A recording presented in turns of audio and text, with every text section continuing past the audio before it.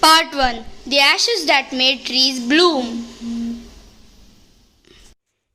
The characters of the play are Aryan Reddy, Part 1 narrator, soldier and landlord, J.K. Ashish, Muko, pet dog, Omkar, wicked woman, Jignesh, wicked man, Hadi Sharif, Part 2 narrator, Vihan Verma, old woman, and P. Varun, old man. Many years ago, there lived an old Japanese couple who were rice farmers and had a pet dog. The rice farmer was kind to all living things and fed the birds on his farm. They loved the dog like a baby, and the dog loved them back with all its heart. The dog pawed the rice farmer, trying to draw his attention to a particular spot. One day, the old farmer was working in his rice fields. The dog started digging at the earth with its paws. The rice farmer followed the dog to the spot. The rice farmer dug his hoe in the ground and found a glittering pile of gold.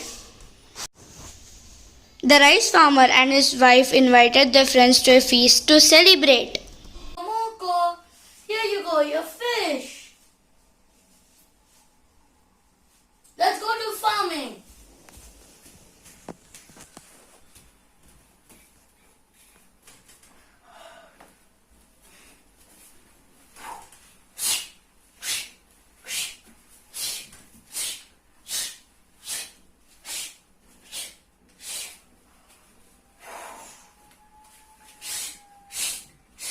Stop it, Moko. Stop it. Stop it. Okay, wait. Let me come back of you.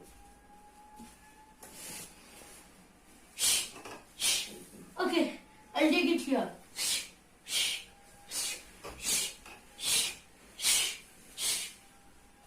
Oh, there is a pile of gold coins. Oh my God.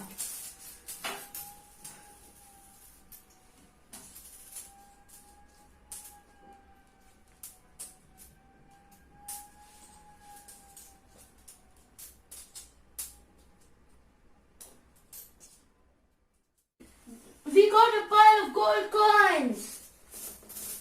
We are going to be rich.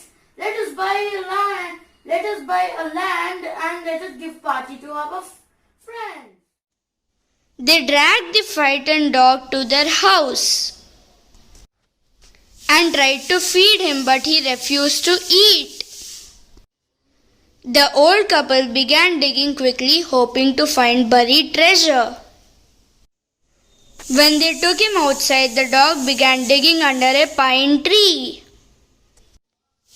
They were so angry with the dog that they killed him. Instead, they found a dead kitten buried in the ground. Then they buried the dog in the hole near the pine tree. We need to get that dog to our home. Come on, let's go now. Hey dog, come on, eat this. Come, eat this. Come here. Yes, eat this. Let's take it outside to our garden. Come here. Take the spade and the hoe. Let's find out the treasure for us. Quick, wife, give me the spade and the hoe. Yuck! You fool! Get.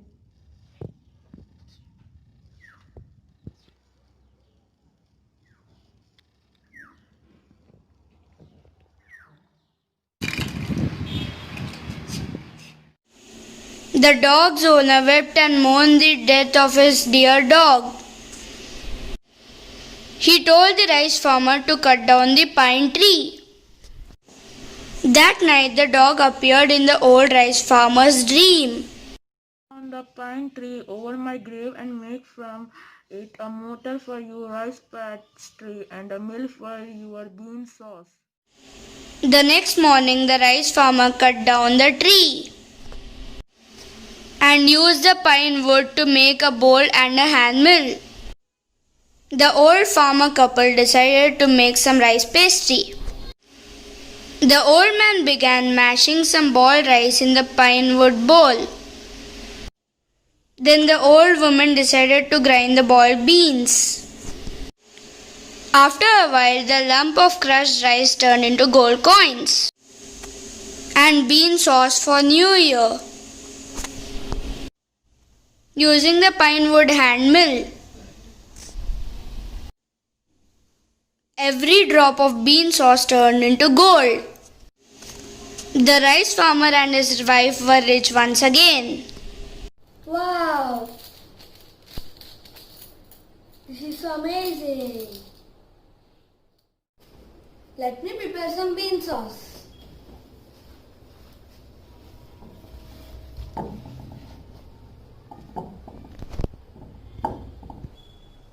Husband, look here.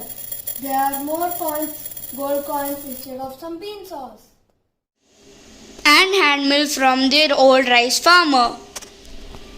Let me prepare some bean sauce and rice pastries for this new year.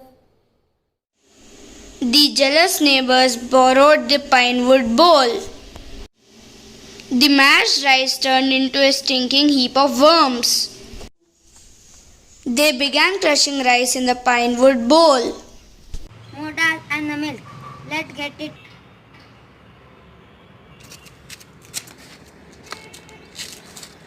Let's throw it.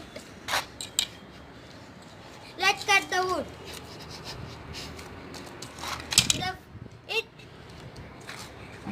This used for fireworks. That mortar and the mill. Come on, let's go and get it now.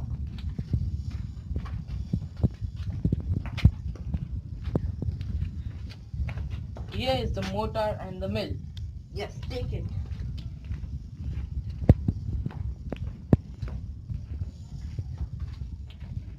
Quick, do it. Yeah, these are worms. I will cut this mill. Yeah. We will use this wood for our firework. Angrily, they chopped up the wooden hammer to use as firewood. Part 2. After some days, the dog spirit appeared in the old farmer's dreams again. He told the old man that his neighbors had burned the pine tree, bowl, and mill. The dog instructed the rice farmer to sprinkle the ashes of the pine tree on dead trees to make them bloom. How the wicked people had burned the mill made from the pine tree. Take the ashes of the mill, sprinkle them on the widowed trees, and they will bloom again. The rice farmer requested the wicked couple to give him the ashes. Some of the ashes of the burned hand mill. The wicked couple angrily allowed him to do so.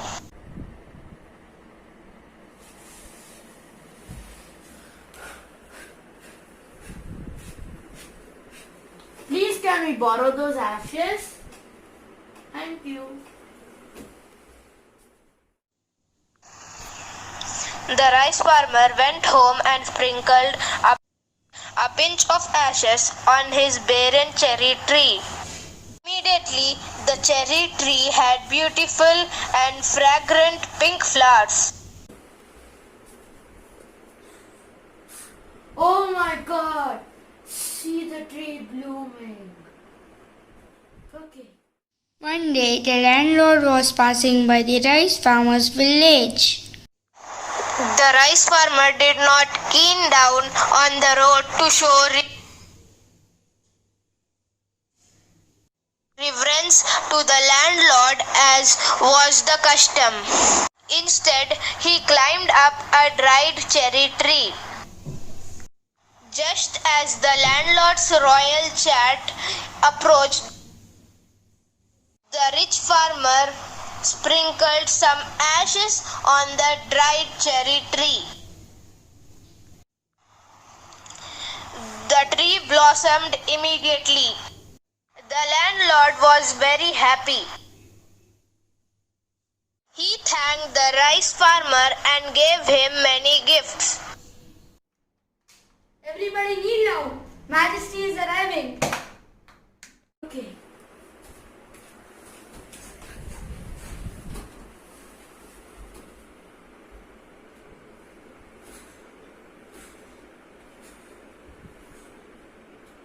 Wow.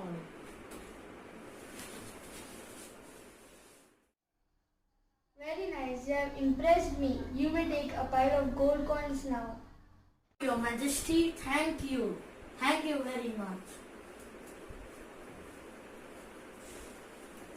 Why? See, we have got more money. We are going to be more rich. Again, the greedy neighbor decided to imitate the old man. He collected some ashes from the fireplace. One day, the landlord's procession was passing by on the highway.